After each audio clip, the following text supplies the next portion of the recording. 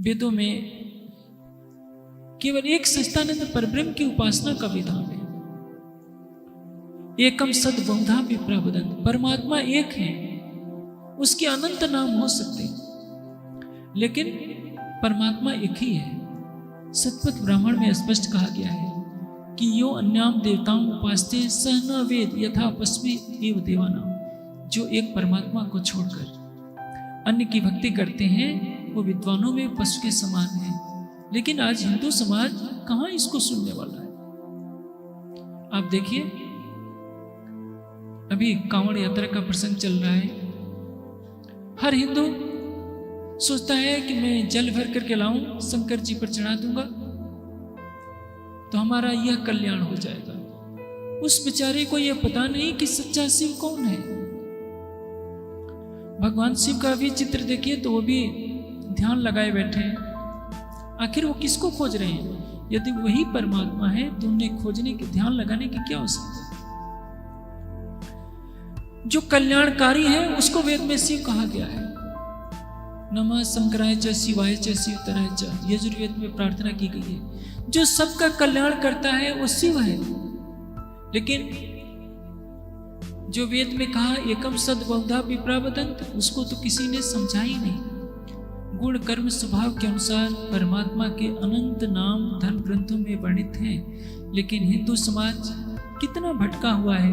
कहीं शालिग्राम की पूजा, कहीं शिवलिंग की पूजा, कहीं किसी जड़ पदार्थ, कहीं लकड़ी की मूर्ति बनाकर, कहीं पत्थर की मूर्ति बनाकर, कहीं वृक्षों की पूजा, कहीं तालाबों और नदियों की पूजा।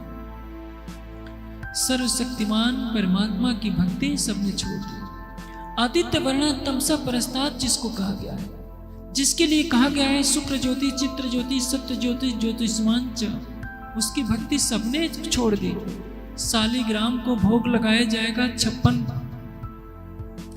और जिसके तन में साक्षात नारायण बसता है वो आता है तो उसको कह दिया जाता है तुमने ठाकुर जी के मंदिर में पैर रख दिया, मंदिर अशुद्ध हो गया। भला साबुन में मैल कहां से आ गई? जिसको आप शूद्र कहते हैं, जिसको आप दलित कहते हैं, उसको मंदिर में घुसने नहीं देते कि हमारे भगवान का मंदिर ही अशुद्ध हो जाएगा। पूछिए, क्या भगवान तुम्हारा दलितों का नहीं है? क्या तुम्हारा वही है दलितों का नहीं? जो सारी सृष्टि का परमात्मा है वो तो सभी प्राणियों के हृदय मंदिर में है।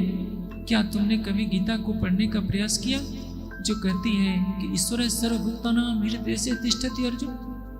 हे अर्जुन, परमात्मा सभी प्राणियों के हृदय मंदिर में है। तुमने तो हृदय मंदिर में बैठे हुए भगवान को भोग नहीं लगाया, तुमने पत्थर के भगवान को भोग लगाया, लकड़ी के भगवान को भोग लगाया, नदियों को भोग लगाया।